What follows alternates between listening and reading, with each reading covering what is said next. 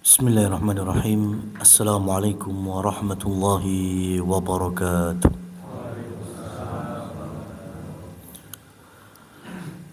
Alhamdulillahi rabbil alamin.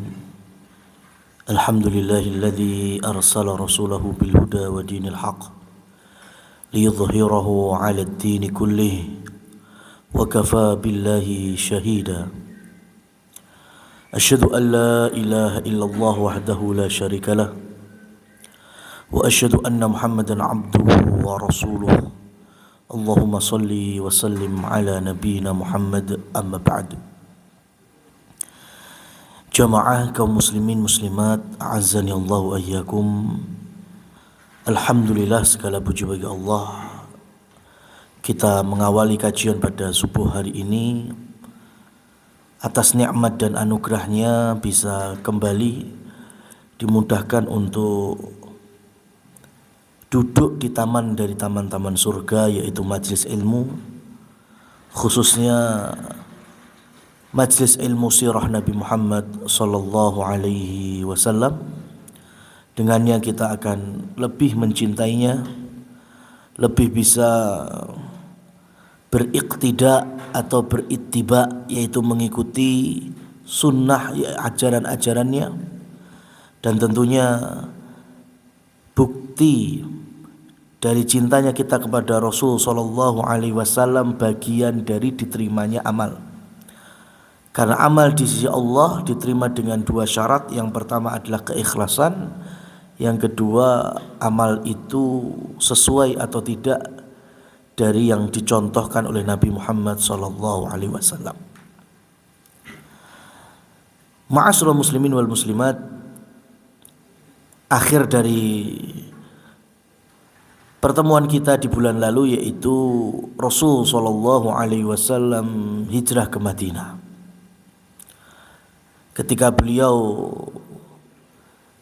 telah meninggalkan kota Mekah, wilayah yang di dalamnya beliau dilahirkan, beliau dibesarkan, beliau berumah tangga dan berketurunan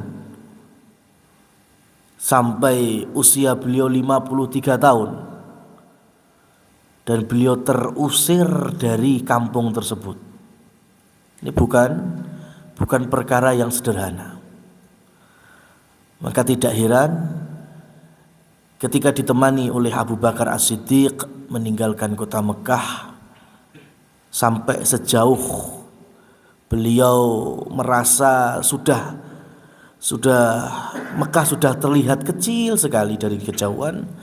Rasul sallallahu alaihi wasallam kemudian balik badan ke Mekah sambil beliau berkata ke kota tersebut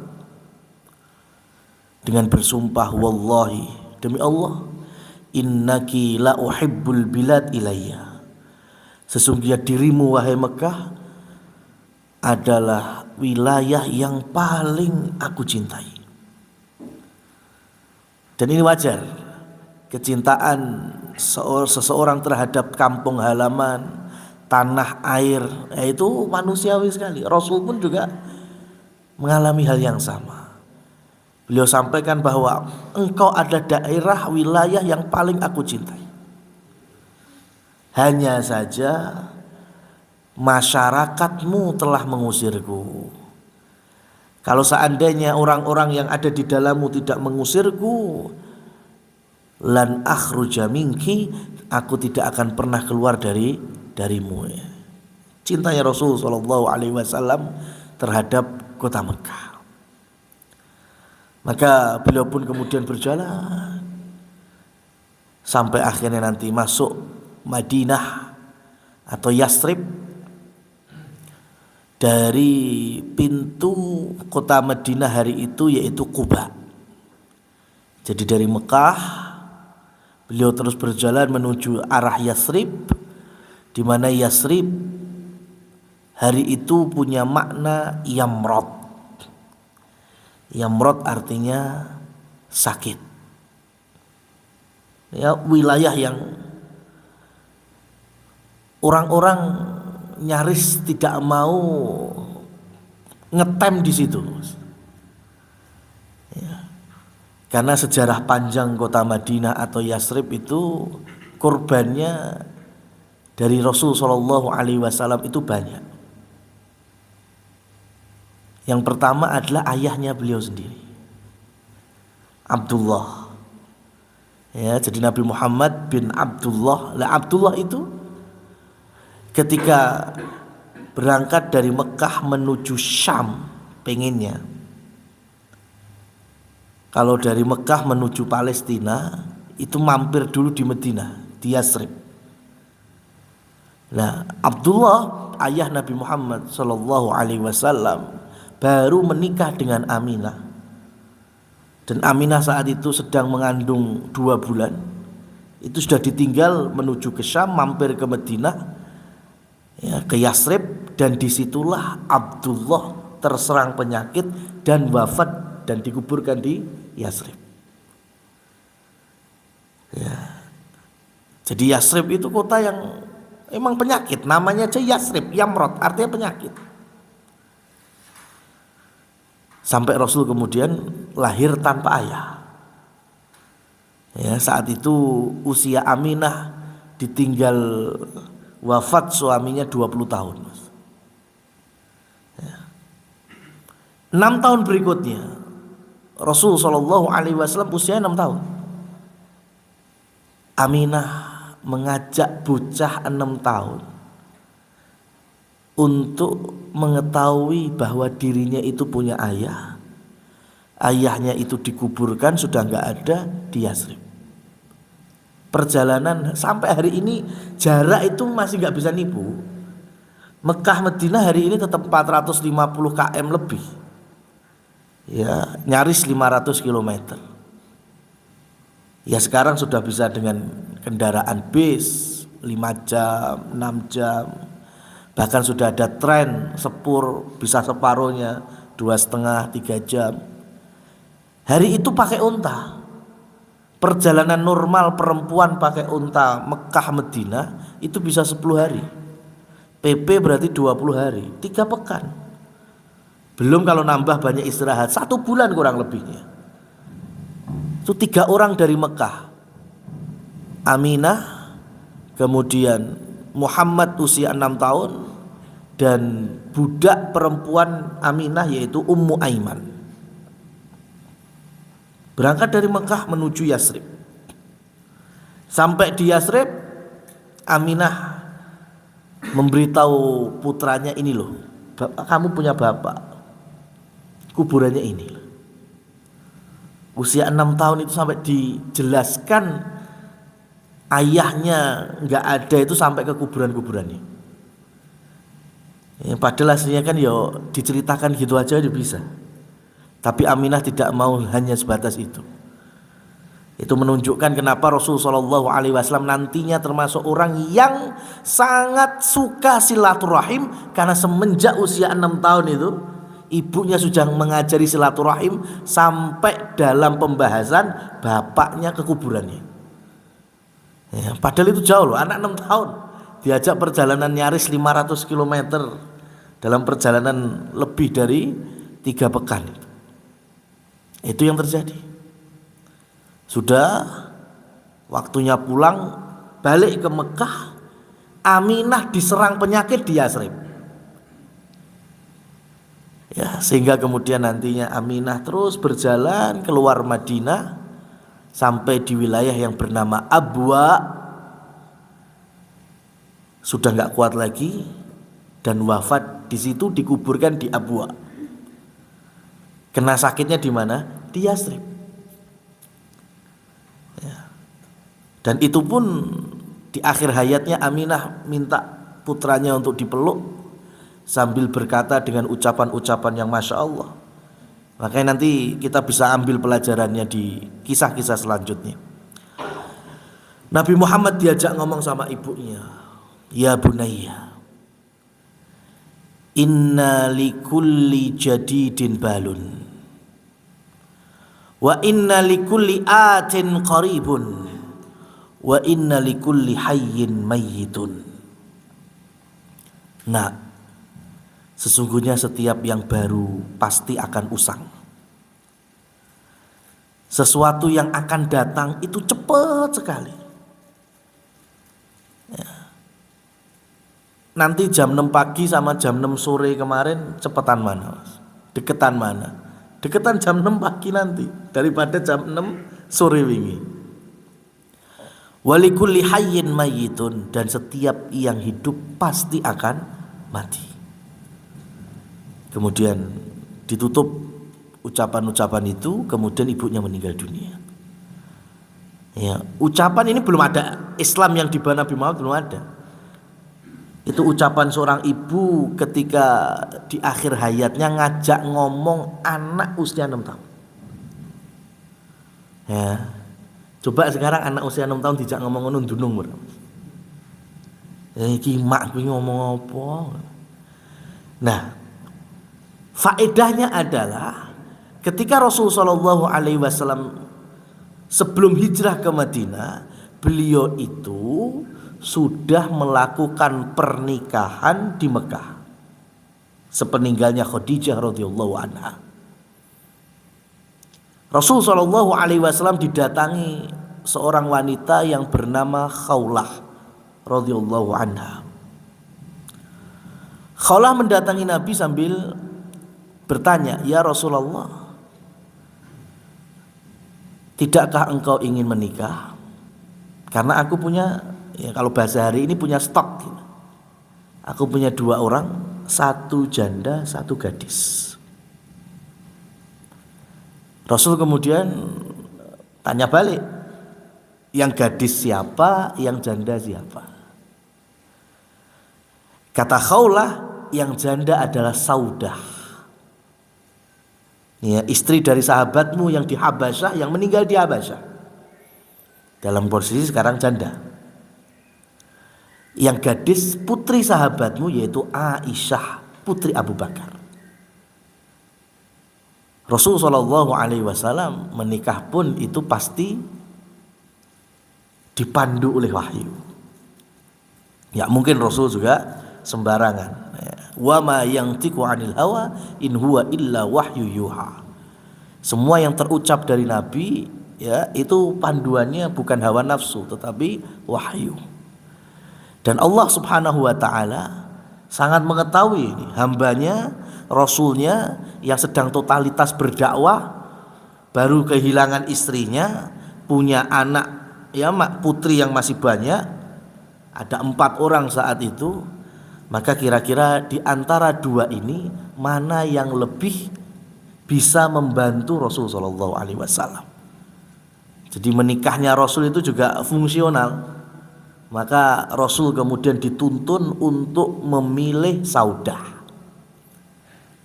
Ya, jadi Rasul Shallallahu Alaihi Wasallam menikah dengan Saudah terlebih dahulu di Mekah, di mana saat itu Saudah sudah sangat punya pengalaman, ya, sangat punya pengalaman karena beliau adalah janda, kemudian punya banyak anak juga.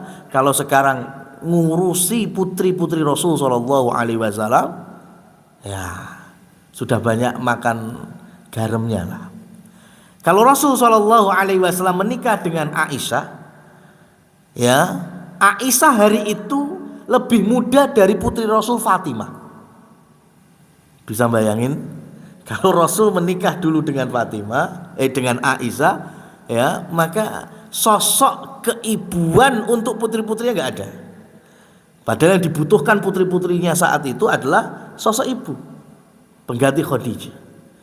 Maka Rasulullah Shallallahu Alaihi Wasallam menikahi Saudah terlebih dahulu. Sudah habis menikah dengan Saudah radhiyallahu anha, beberapa waktu kemudian Rasul bermimpi didatangi malaikat Jibril. Dan mimpi Nabi pasti wahyu. Jibril datang sambil membawa sosok perempuan tertutup semuanya. Ya, nggak ada yang tahu.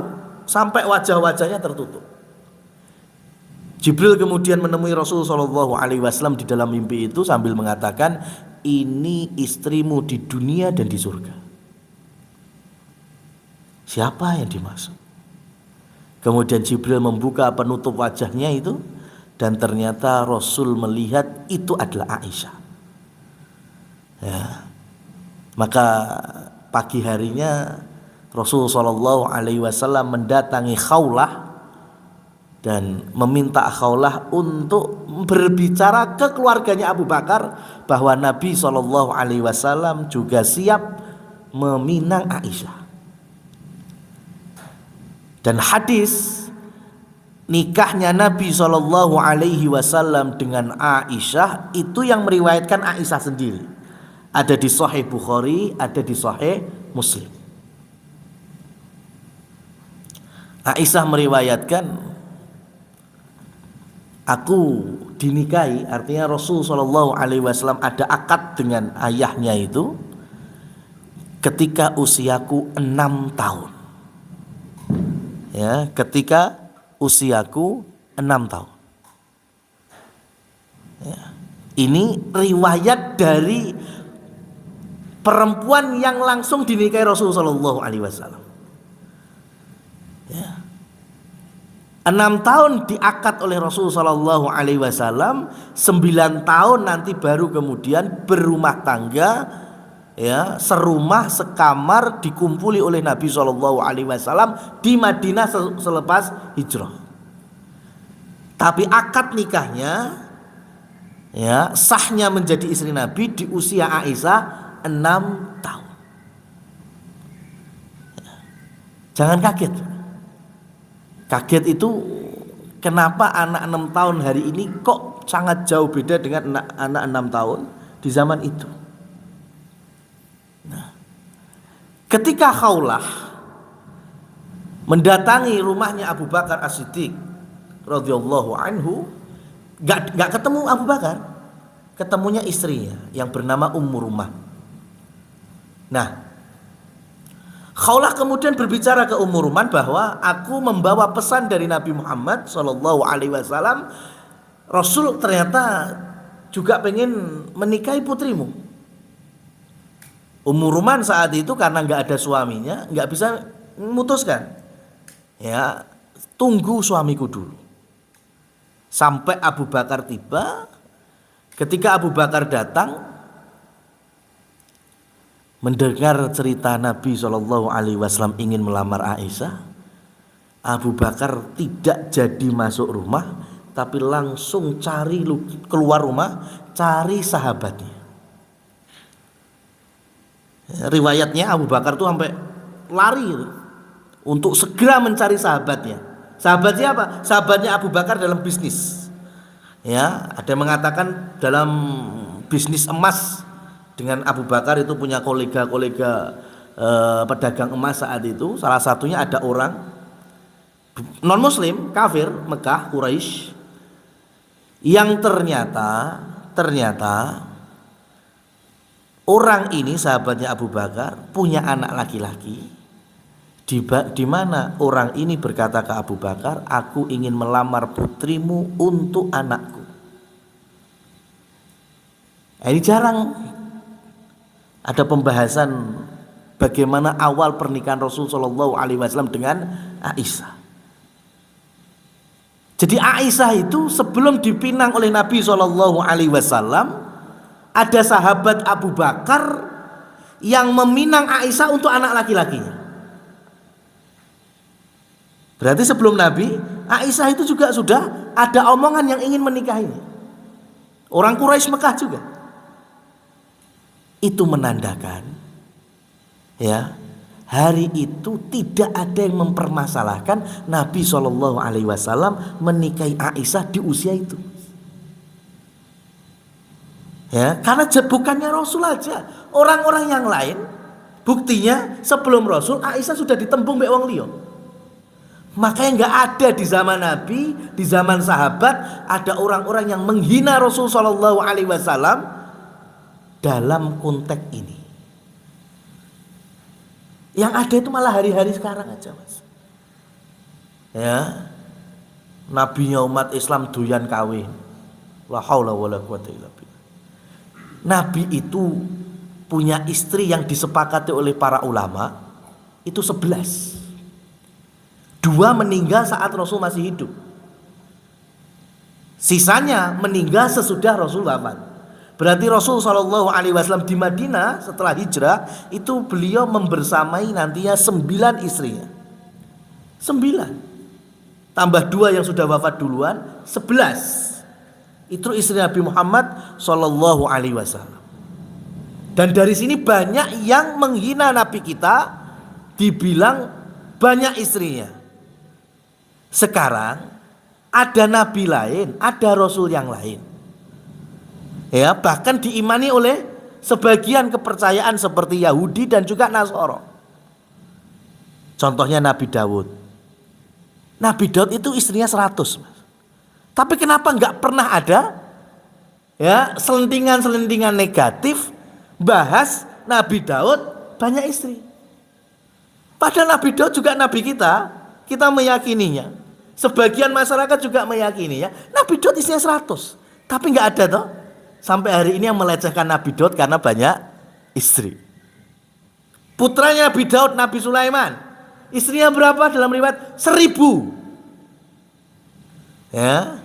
Dan dalam Al-Quran Rasul Shallallahu Alaihi Wasallam sempat mengkisahkan itu, bagaimana Sulaiman bernazar satu malam ya ingin menggauli 100 istrinya dalam satu malam, dan berhasil ya, dengan keyakinan nanti setiap 100 ini hamil semuanya dan melahirkan laki-laki ya, dan nantinya akan menjadi panglima besar di kerajaannya Nabi Sulaiman. Cuma Nabi Sulaiman tidak baca insya Allah, maka akhirnya tidak terkabulkan itu semuanya.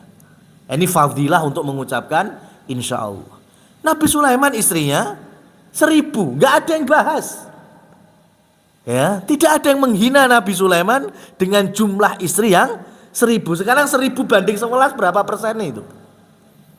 Ya kan? 100 banding 11. Ya masih nggak ada apa-apanya Nabi kita Muhammad Sallallahu Alaihi Wasallam. Tapi kenapa aneh orang menghina Nabi dalam konteks ini?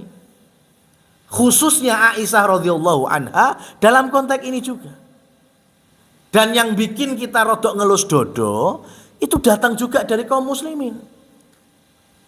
Ya, sampai diotak-atik, diperkosa sirah Nabi Muhammad Shallallahu Alaihi Wasallam, nggak ridho kalau kok masuk sih Nabi menikahi Aisyah usia 6 tahun. Maka ada beberapa tahun yang lalu itu ada apa istilahnya artikel hoak itu, bahwa Nabi itu aslinya menikahi Aisyah itu usianya nggak 6 tahun.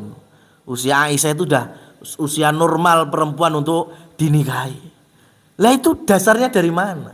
Lawang Bukhari Muslim meriwayatkan dari Aisyah sendiri yang mengatakan bahwa Nabi menikahnya usia 6 tahun. Kenapa? Apa yang bikin kita nggak ridho itu apa gitu? Ya, itulah kenapa agama tidak bisa dengan hawa nafsu.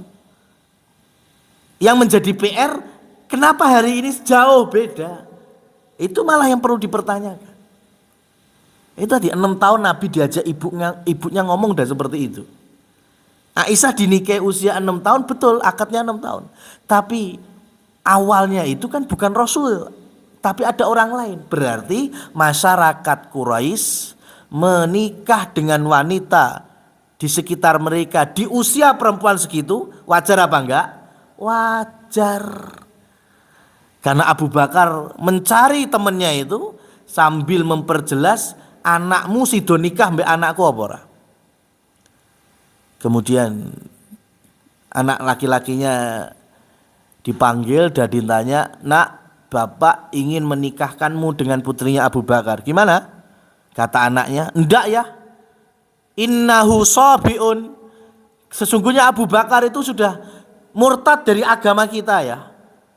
Ya, Abu Bakar dan keluarganya itu sudah bukan lagi seperti kita nyembah berhala. Ya, sudah enggak seperti kita.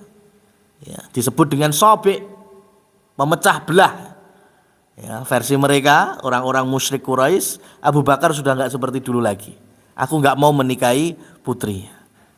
Maka kawannya Abu Bakar kemudian mohon maaf ke Abu Bakar karena pinangannya enggak bisa diteruskan. Maka Abu Bakar aslinya tambah seneng, alhamdulillah gak situ. Ya, maka kemudian balik ke rumah, menyampaikan kepada Khawlah, sampaikan kepada Rasul Shallallahu Alaihi Wasallam kalau Abu Bakar siap menerima pinangan beliau untuk Aisyah. Maka kemudian nanti Rasul Shallallahu Alaihi Wasallam mengakad nikah dengan Abu Bakar untuk Aisyah radhiyallahu anha. Jadilah Aisyah istri Nabi Shallallahu Alaihi Wasallam sesudah Saudah. Ya, jadi Rasul Shallallahu Alaihi Wasallam itu hijrah ke Madinah, itu nantinya istri beliau dari Mekah dua, Saudah sama Aisyah radhiyallahu anhuma. Jadi ini jamaah yang dirahmati Allah Subhanahu wa taala. Kalau kita lihat data itu ya, seperti saya lihat di Kemenak Magetan, Madiun, di ujung Jawa Timur ada Banyuwangi, Jember, itu ada data Kemenak itu. Memang perceraian banyak sekali yang di usia under 35. Bahkan di beberapa kabupaten itu perceraian terjadi di usia yang sekitar 25. Ya. Sehingga muncul narasi yang setengah benar setengah ora pas, Mas. Ya. Salah satu penyebab perceraian karena pernikahan yang sebelum waktunya, ya, dan itu adalah pernikahan dini, ya. Ini kan rodok bener sing awal. Pernikahan sebelum waktunya, ya. Kemudian pernikahan dininya disangkut pautkan dengan usia. Lah ini yang Islam nggak setuju. Ya, Islam nggak setuju di sini. Oh salahnya umur 20 wis nikah. Ya, salahnya sing pamane perempuan kan umur 18 19 wis wani rabi. Ya, disalahne karena usia. Wong jenenge usia nggak bisa direm. Ya, usia itu nggak bisa direm. Yang menjadi masalah adalah ketika kita sudah jauh terlalu mundur dalam kedewasaan, berpikir, ya, nalar berpikir, logika berpikir, dunung, itu kita jauh mundur. Itu masalahnya. Ya. Jadi wajar kalau orang tua hari ini ketika anaknya mungkin usia 24, 25, ya, 23, 24. Ya bocah usia selawe sik njaluk duit wong tua terus ujug-ujug pengen nikah. Ya wong tuane, "Halah kowe iki sapa?" Ya wajar, umur selawe sik njaluk cadung wong tua. Ya kan? Lah anak perempuan lulus SMA wis ora gablek umba-umba, isa-isa. Lah usia 19 tahun pengen nikah. Ya wajar orang tua.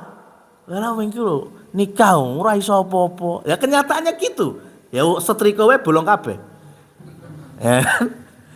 Nah itu permasalahannya. Bukan masalah usia. Usia gak bisa direm. Tapi kenapa yang hari itu Harun ar-Rasyid jadi khalifah usia 20 tahun. Dan nantinya punya anak usia 14 tahun sudah dijadikan gubernur. Gubernur tenanan lagi. Anaknya usia 14 tahun tuh gubernur tenanan. Ora dolanan gubernur-gubernuran ora. Ya bener usia 14 tahun. Itu kan menunjukkan usia 14 tahun di zaman Harun ar-Rasyid itu anak-anak usia itu sudah siap untuk menjadi kader penerus orang tuanya. Hari ini kita ini mundur jauh sekali. Ya. Yang jangankan zaman-zaman itulah, zaman-zaman Indonesia ya, buktinya ya kita punya pahlawan Panglima besar siapa Mas? Sudirman aja dapat jenderalnya usia berapa ya? Ya. Dapat jenderal under 30 tahun sudah dapat bintang. Ya, dalam kemiliteran. Ya, karena beliau wafat aja usia masih under 40 kan, 36 35 tahun. Nah itu. Kita pun dulu merasakan demikian. Tapi hari ini mundur jauh. Nah itu yang perlu digarap itu kok bisa? Dan kembali lagi ketika Rasul Shallallahu Alaihi Wasallam sudah wanti-wanti sebetulnya Muru auladakum bis shalah wa hum sab'u sinin wadribuhum wa hum asru sinin wa farriqu bainahum fil madhaji'. Ajarkan anak-anak kalian salat di usia mereka 7 tahun. Ya, pukullah sebagai pukulan mendidik, bukan pukulan mendolimi di usia mereka 10 tahun kalau nggak mau sholat.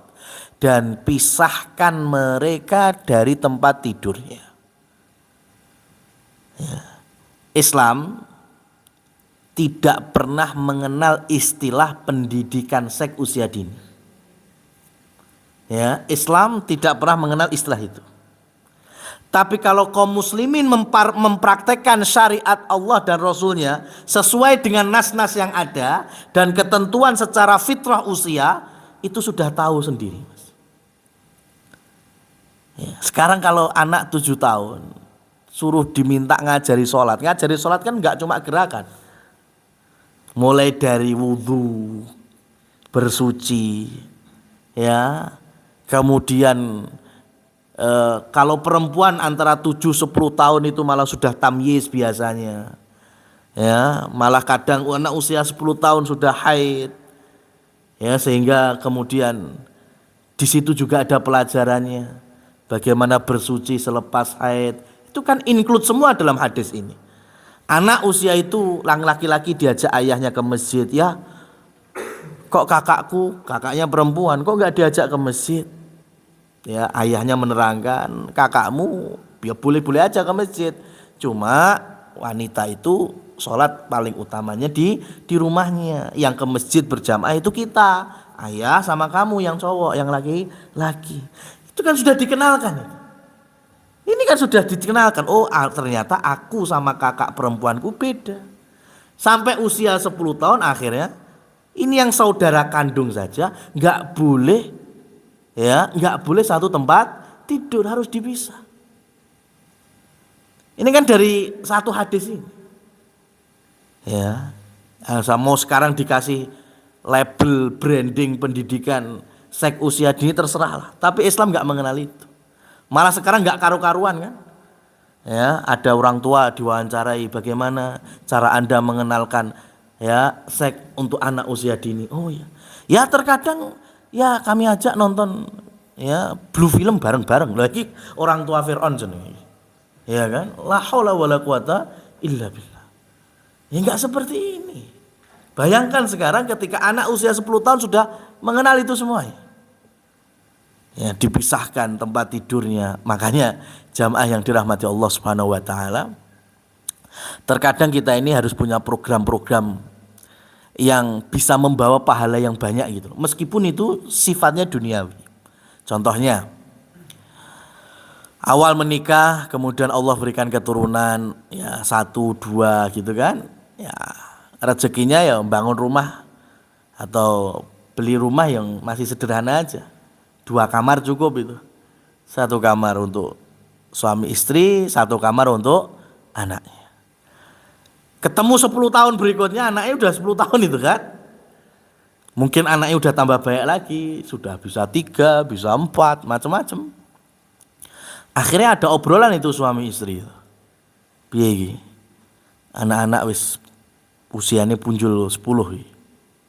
Hadisnya kan harus dipisahkan tempat tidur mereka. Lah ada rezeki apa enggak? Ya insya Allah digolek-golek ya enek. Ya sudahlah. Lah pengen piye? Ngambak nih mundur apa munggah ning dhuwur? Ya pengen jembar nih atau ningkat? Ya wis lah, ningkat wae. Ya wis ndak apa-apa. Akhirnya jenengan itu merenov ya ningkat rumah itu karena ada dalilnya itu loh. Ketemu tonggone, ketemu jamaah yang lainnya. Masya Allah, tambah barokah mas, nggih.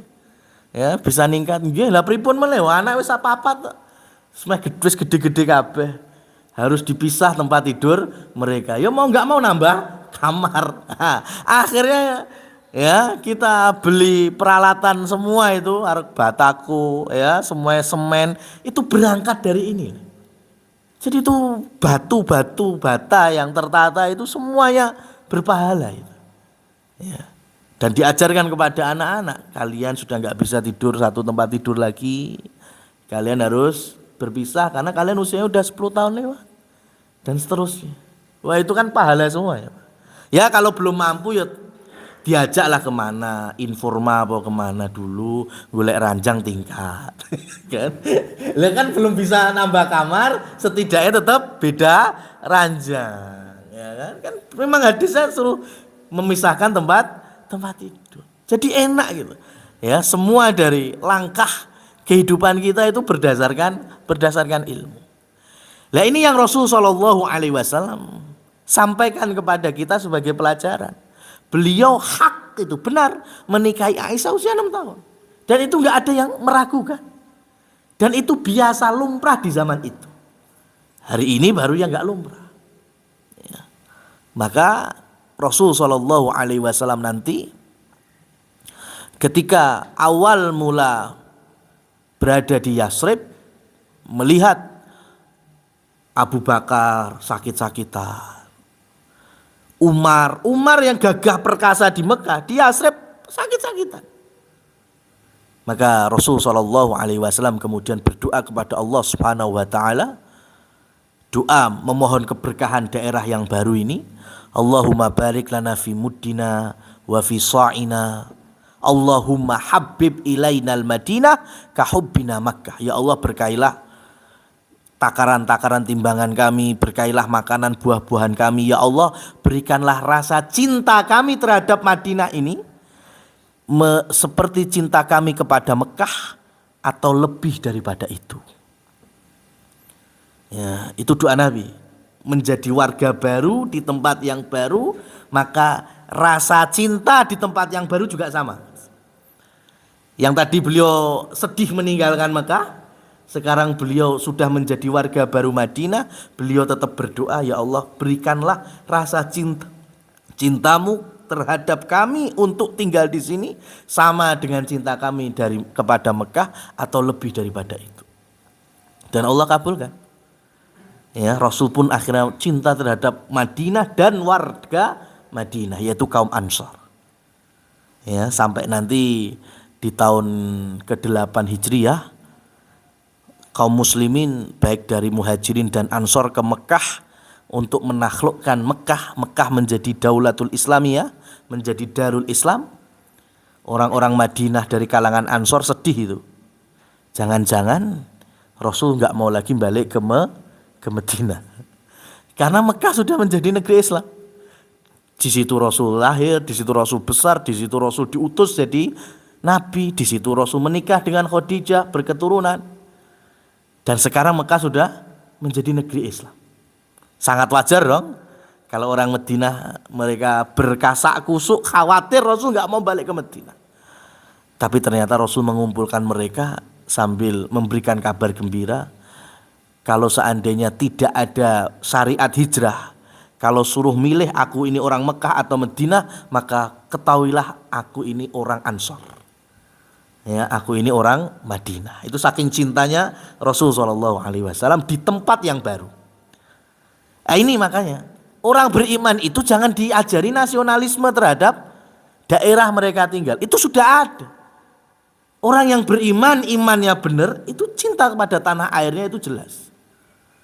Ya, harusnya Rasul mengajari itu. Mekah beliau cinta, tapi ketika hijrah beliau cinta di tempat yang barunya.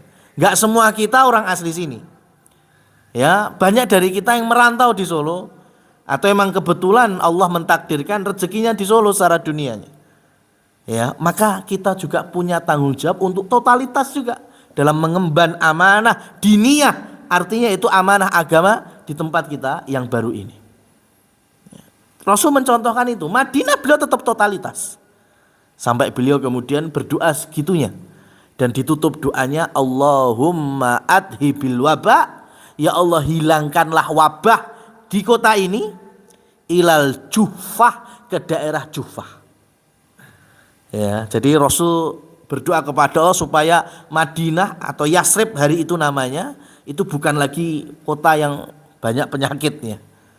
Ya, Rasul meminta supaya dipindahkan ke daerah Juhfah. Juhfah di hari Nabi Muhammad itu sudah di luar Madinah, kampung-kampung Yahudi.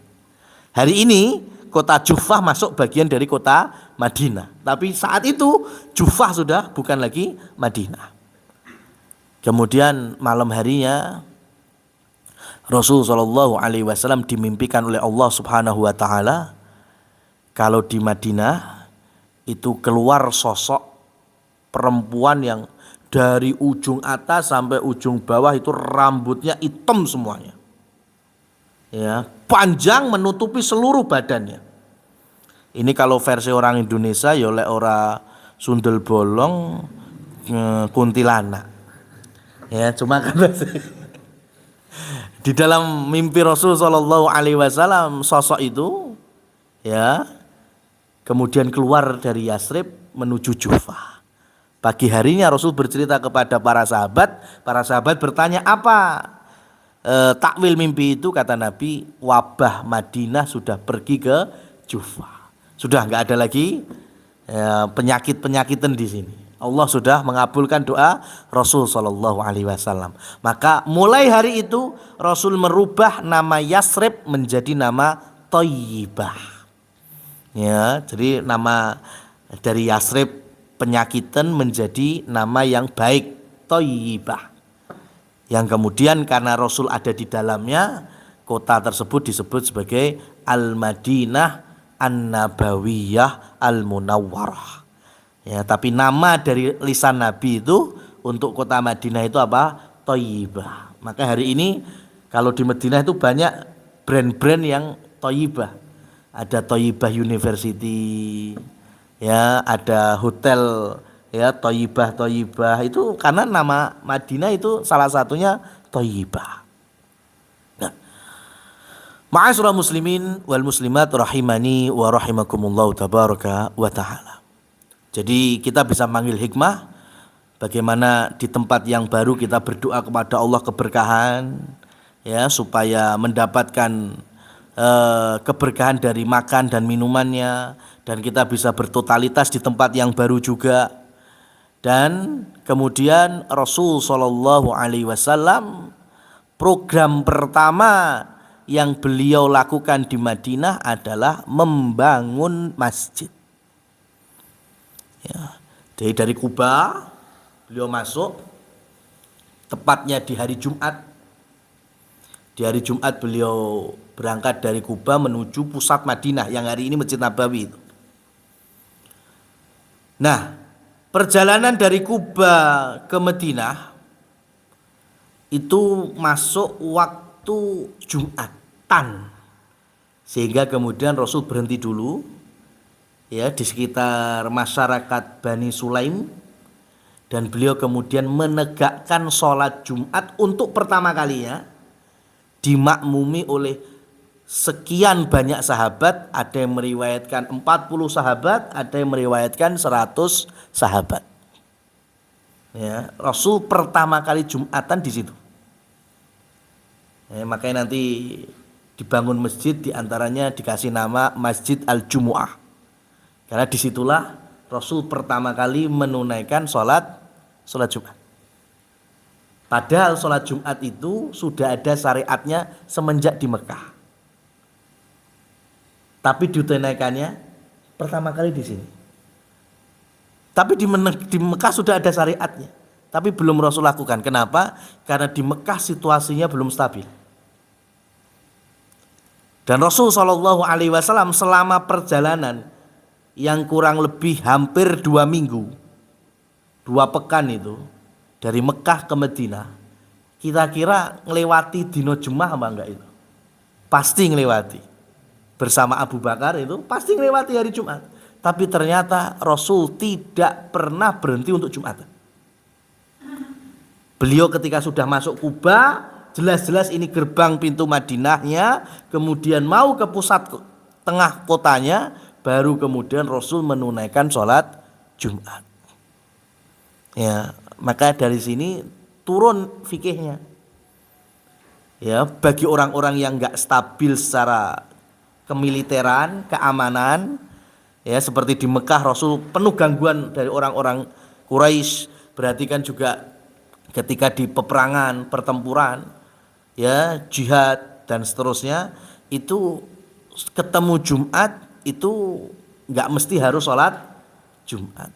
Bisa dengan sholat duhur, tapi dengan model sholat khauf, sholat yang di tengah kancah peperangan. Itu yang pertama. Yang kedua, karena Rasul Shallallahu Alaihi Wasallam Jumatan baru ketika di Madinah, yang saat itu Rasul sudah niat menjadi warga Madinah dan bermukim di situ, maka Jumatan dapat kewajibannya bagi orang yang bermukim. Yang safar tidak perlu Jumatan.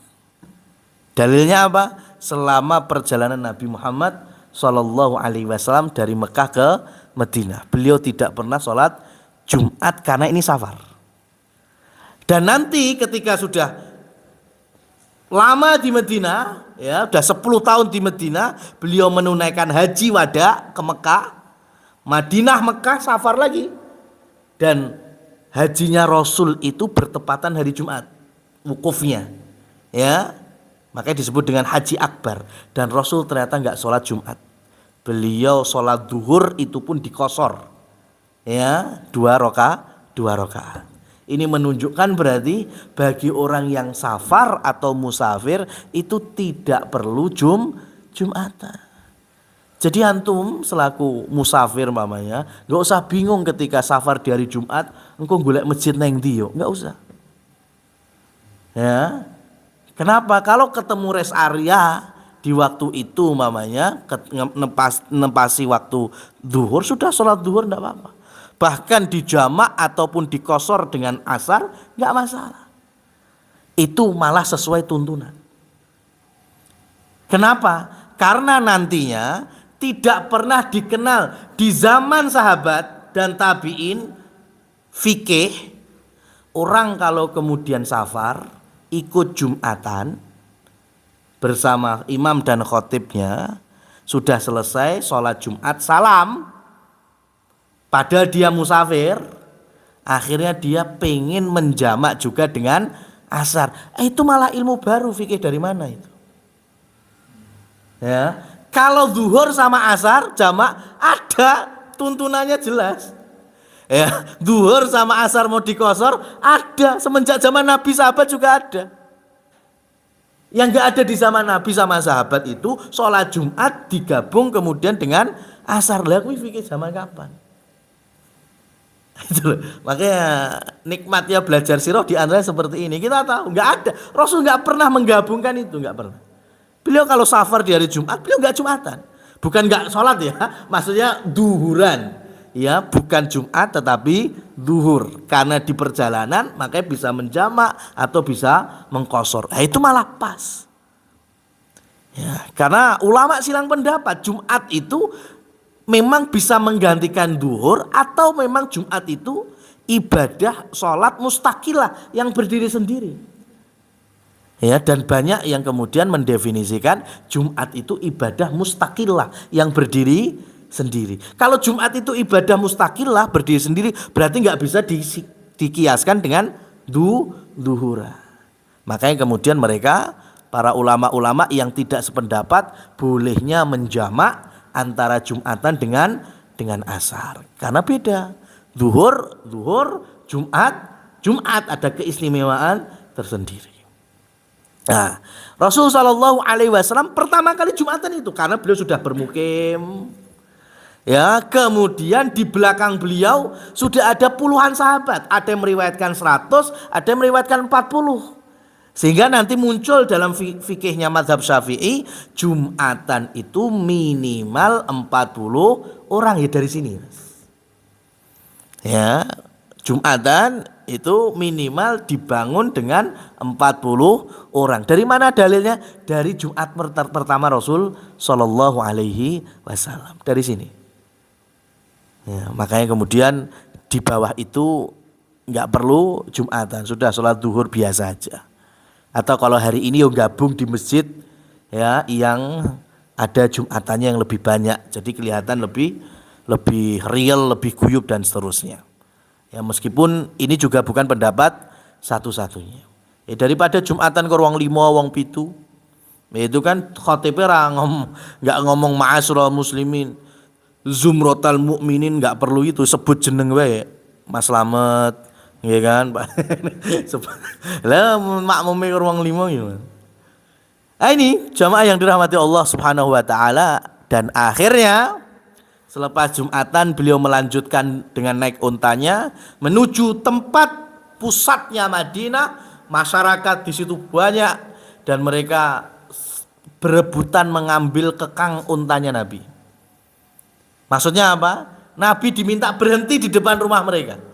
Pun dan Nabi sini aja, sini aja, sini aja. Kan Rasul nggak punya tempat tinggal di situ.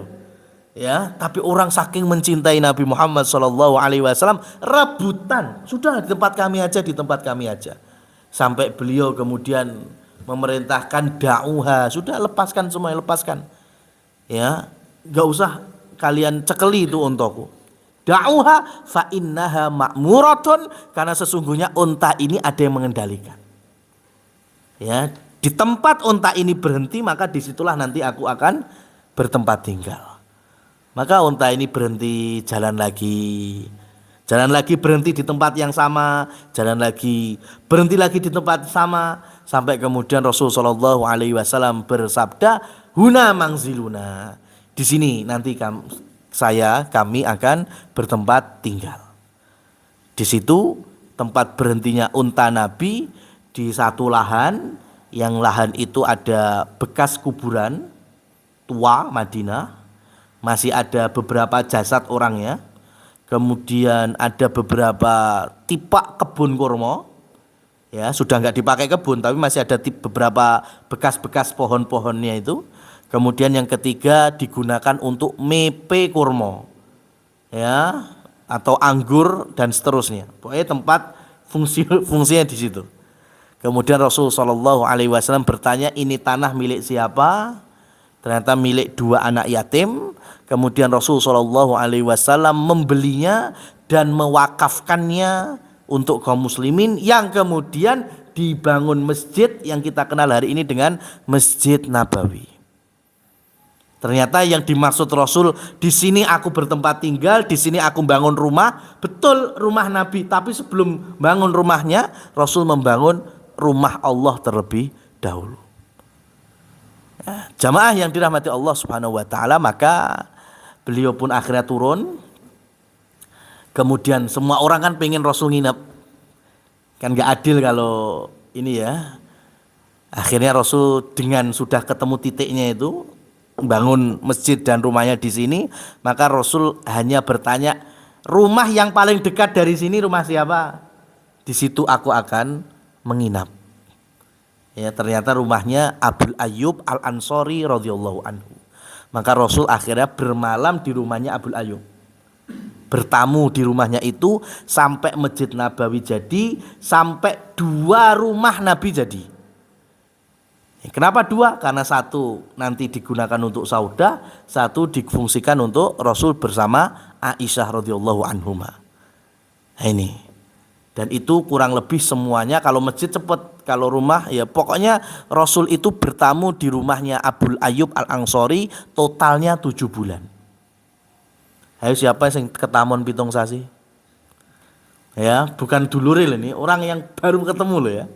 Kira-kira ya grundel apa enggak itu. Ya, Abul Ayyub Al-Ansori itu Masya Allah. Ya, itu senang Rasul tinggal di dalam rumahnya. Akhirnya Rasul kemudian membangun itu semuanya, dan perlu diketahui saat itu kiblatnya kaum muslimin ke Baitul Maqdis. Ya, kalau dari Madinah itu menghadap utara. Jadi umpama saya ini posisinya ini ngadep ngetane iki, ngadep ngalor Madinah hari itu ke Baitul Maqdis, maka Rasul SAW membangun rumah 2 istrinya itu di sisi kanan belakang. Bisa bayangin?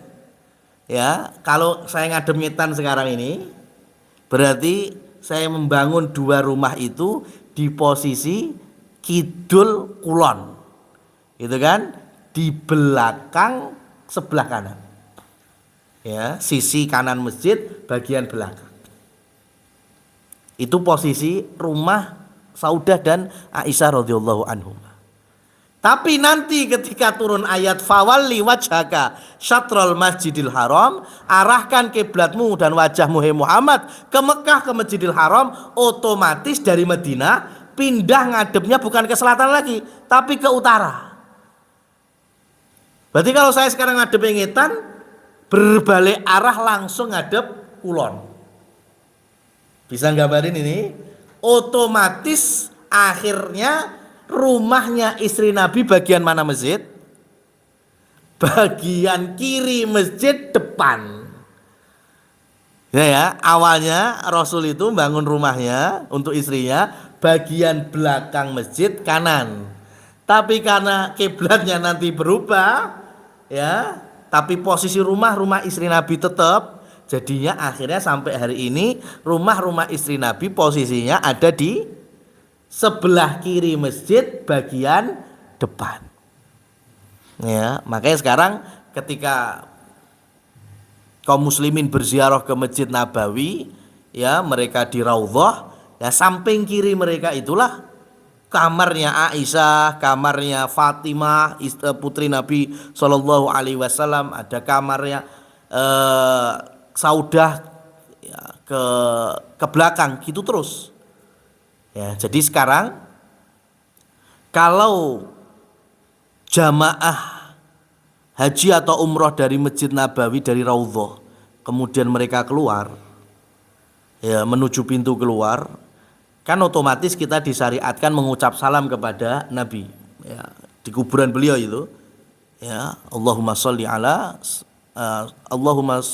Muhammad wa ala ali Muhammad, atau dengan ucapan salam-salam untuk Rasul, salamun alaika ya Nabi, dan seterusnya. Kemudian kita mendoakan juga Abu Bakar dan Umar. Itu kan di dalam satu jalur itu. Berdirinya manusia untuk mengucapkan salam kepada Nabi itu dulu rumahnya Hafsah. Ya, karena deretan itu. Rasul kuburnya itu di mana? Bukan di Masjid Nabawi, ya, tapi di kamarnya Aisyah. Ya kan? Kuburan Nabi di mana? Di kamarnya Aisyah, bukan di Masjid Nabawi. Tapi kalau masjid itu kan yang dibuat sholat, itu batasnya itu ya sampai Raudhah itu. Ya, sebelah itu sudah bukan tempat sholat lagi kan?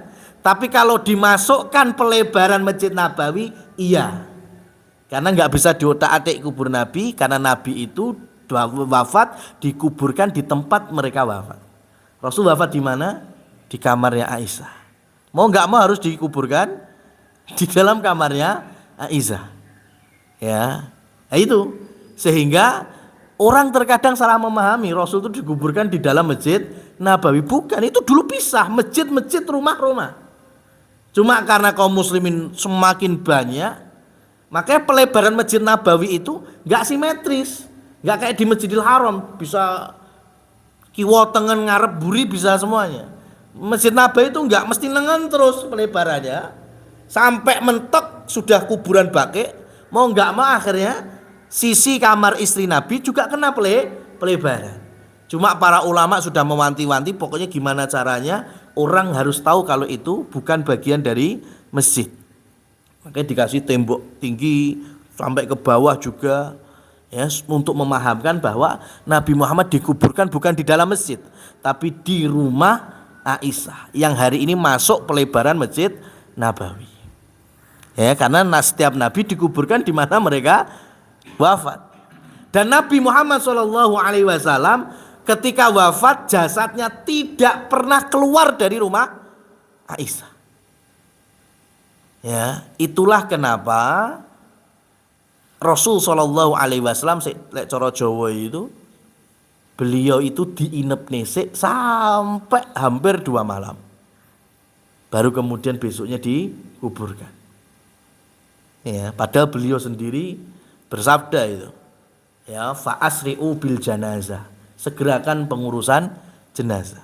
Tapi beliau kenapa malah diundur-undur? Ya, ini kadang salah memahami. Jasad Nabi itu tidak pernah keluar kamar Aisyah. Ya, enggak pernah digotong ke Masjid Nabawi disolati bareng-bareng, diimami Abu Bakar sholat jenazah, enggak. Jasad Nabi tetap di kamarnya Aisyah.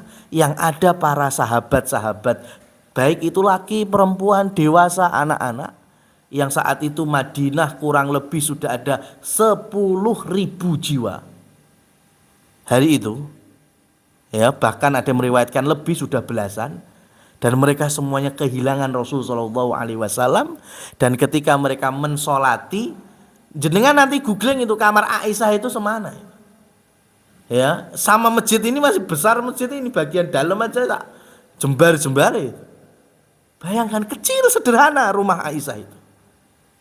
Maka yang terjadi kaum muslimin itu sholatnya bergantian banyu mili, Mas. Lah ketemu wong 10.000 pirang jam kuwi.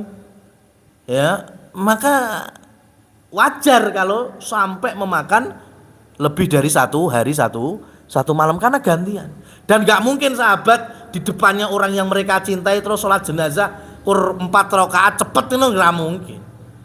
Mereka pasti ya dengan cerita dan kisah-kisah membersamai Nabi, berjuang bersama Nabi, itu mesti lama-lama semua mereka mensolati Rasul sallallahu alaihi wasallam. Ya, sehingga jasad Nabi itu nggak pernah keluar dari rumahnya Aisyah, nggak disolatkan di masjid. Itulah kenapa jangan disalahpahami tapi ya, tidak ada fadilahnya sholat jenazah di dalam masjid. Bukan larangan loh ya. Monggo kalau ada jenazah disolati di masjid, monggo. Untuk mungkin ben simple jamaah, simple kaum muslimin silahkan.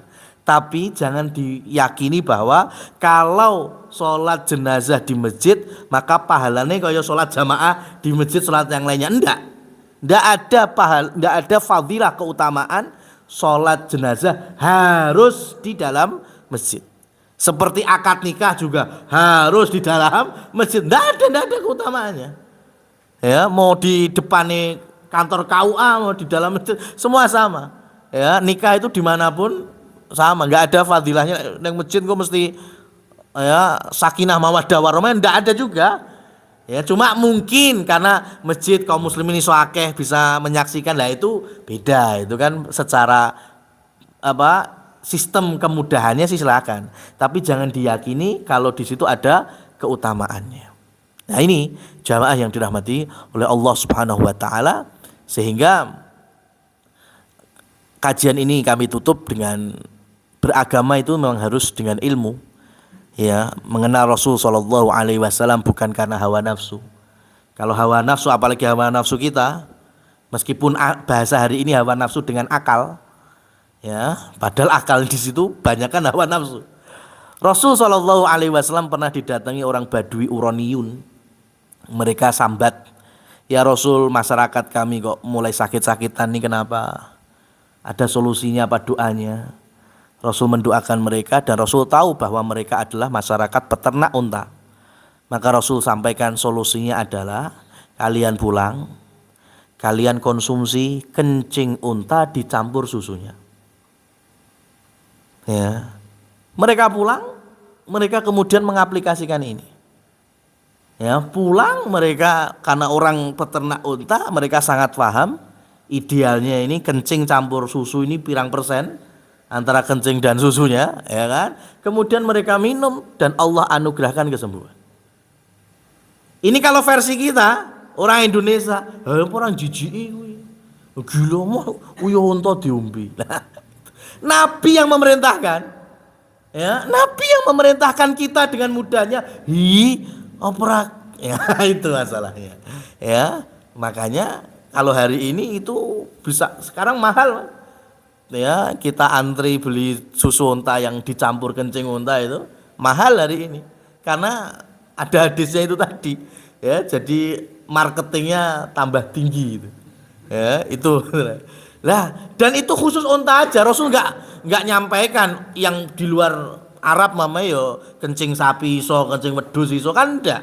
Khusus kencing unta. Gitu kok sampai di Indonesia gibrah-gibrah. Ya, itu karena hawa nafsu kita. Makanya kalau ada masyarakat kaum muslimin muslimat ya nang cedhake unta, terus mbuh piye carane kok ya kuyuhan unta pakaiane, najis apa enggak? Enggak najis. Kencing unta itu tidak najis di pakaian kita. Silakan gunakan untuk sholat. Lah bagaimana najis? Lah wong uyoe lho iso oleh kok ngombe kok.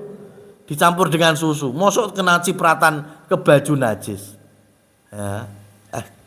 Nah, ini contoh kita senantiasa berada di atas pedoman Rasul Shallallahu Alaihi Wasallam meskipun secara hawa nafsu, nah itu gila nih, hawa nafsu ngomongnya jijik, ya. Tapi karena itu agama, tetap kita meyakini dan bagian dari keimanan kepada Rasul tasdiqu bima akhbar, yaitu mempercayai apa yang telah Rasul beritakan. Demikian, semoga bermanfaat. Aku qouli hadza astaghfirullah li wa lakum fa subhanakallahumma wa bihamdika asyhadu an la ilaha illa anta astaghfiruka wa atubu ilaik. Wabillahi taufiq wal hidayah. Wassalamualaikum warahmatullahi wabarakatuh.